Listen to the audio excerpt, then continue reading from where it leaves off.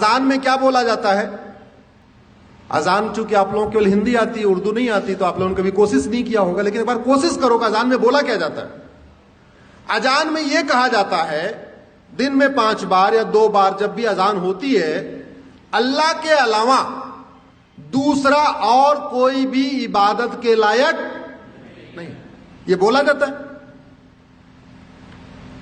اسلام میں اللہ کے علاوہ، خدا کے علاوہ اور کسی کی بھی عبادت کرنا حرام ہے، بولا جاتا ہے، مدرسوں میں سکھایا جاتا ہے، قرآن میں لکھا ہے، حدیثوں میں لکھا ہوا ہے۔ اذان میں لاؤڈ اسپیکر سے بولا جاتا ہے، نہیں تو گوگل ٹرانسلیٹ کر کے دیکھ لینا، اذان کا مطلب سرچ کرنا، آپ کو پتہ چل جائے گا کیا مطلب اس میں بولا جاتا ہے۔ اگر اللہ کے علاوہ کسی اور کی عبادت کرنا حرام ہے تو پھر مزاریں کیوں بن رہی ہیں؟ پھر درگاہیں کیوں بن رہی ہیں؟ اتراکھنڈ میں دیکھتے دیکھتے پورے جنگل کے جنگل مزار درگاہیں کہاں سے بن گئی؟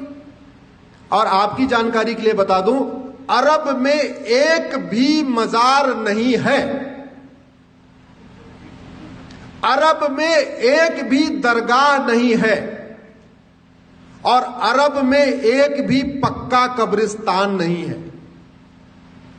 اس لیے نہیں ہے کیونکہ بت پرستی، کسی بھی اور کے سامنے سجدہ کرنا، کسی بھی اور کے سامنے سر جھکانا، یہ حرام ہے۔ اب مزار میں لوگ سر جھکاتے ہیں کہ نہیں؟ درگاہ میں جھکاتے ہیں کہ نہیں؟ تو سب سوال یہ بنتا ہے، جو قرآن عرب میں ہے وہی قرآن اتراکھنڈ میں ہے، وہی قرآن ہماچل میں ہے، تو وہاں اگر مزار حرام ہے تو بھارت میں حلال کیسے ہو گئی؟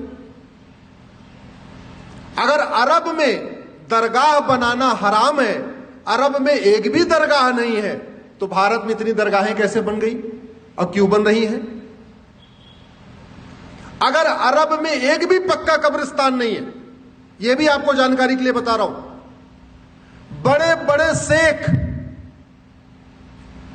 جن کے گھر میں سونے کی پلیٹ ہوتی ہے، سونے کا چمچ ہوتا ہے، ارب پتی کھرب پتی ہیں، ان کی بھی قبر پکی نہیں ہوتی، کیونکہ پکا قبرستان بھی حرام ہے۔